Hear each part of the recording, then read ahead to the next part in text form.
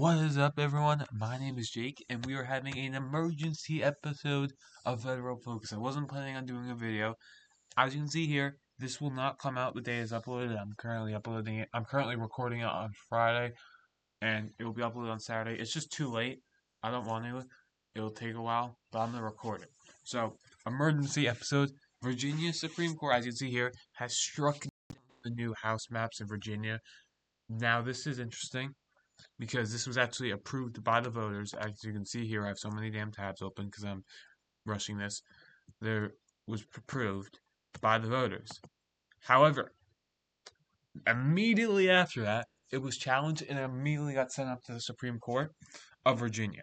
Now, I was seeing some reports on how people thought this would go. Now, I wasn't thinking this would be overturned because, well, it's Virginia. The interesting thing about Virginia Supreme Court, though, is that it's majority Republican, which actually is weird because it's not a Republican state. However, they ruled 4-3 that it violated the requirements. I don't specifically know the requirements or whatever. I do know the ballot was worded very badly, so maybe that played a role. However, it was declared not valid, which made the Supreme Court rule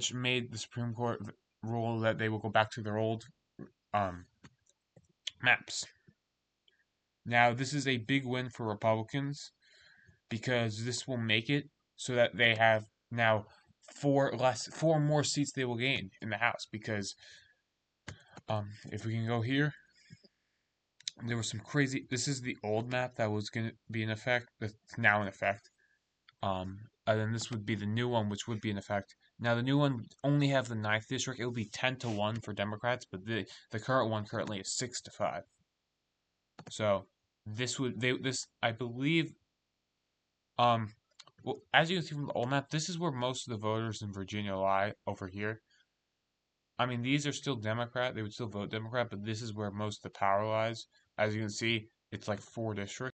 The reason why this gerrymandering, it was ruled illegal, not because of how it was actually gerrymandered, because of some technical shit. I don't like to get into it. I don't actually know how, because I'm not a legal person. But what I'm looking at is how crazy this gerrymander was. I'm actually happy this got struck down. This was even crazier than the Florida or Texas gerrymandering. It just looks worse. Okay, look at this. I mean, they currently have 1, 2, 3, 4. They have four. They have these 3 districts snaking in over here. You have this one, which I think is connected by like 10 miles.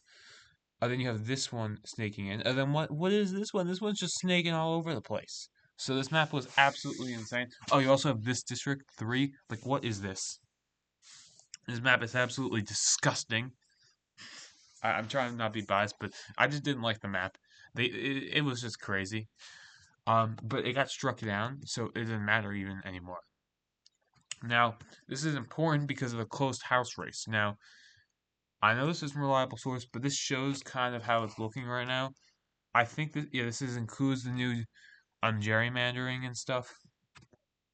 You can see how it currently says I didn't affect this, but it currently says it's 208 to 208, and I've been seeing maps from other places which say that Republicans have 217 states which are tilt Republican or more, which means this is much better for Republicans than it was before this day. Now, this has not been a great week for Democrats. I have to be honest with you. If I was a Democrat, I would not be very happy during this week because you had the ruling of the Supreme Court ending the Voting Rights Act Section 2, and then you now have this ruling. And also, the woman who made this is now probably going to go to jail. And it's really funny because she tweets a lot on Twitter. She's a big memer, and she just completely stopped posting because she's getting investigated. And I'm kind of mad that she's not able to post anymore about this getting struck down. Horrible week for her, by the way. All right, this is not a good week for her, but this is how the House has changed. Now, you may say 22%, it's not very good, but this is how it was looking beforehand. If I can press it. It's the wrong button. As you can see here, massive change. The odds went from it was at a low of 14%, all the way up to, it's kind of gone down a bit to 24%, which is nearly doubling. So they went from around a 1 in 8 chance to having the House to nearly a 1 in 4 chance. That is a huge difference, nearly double.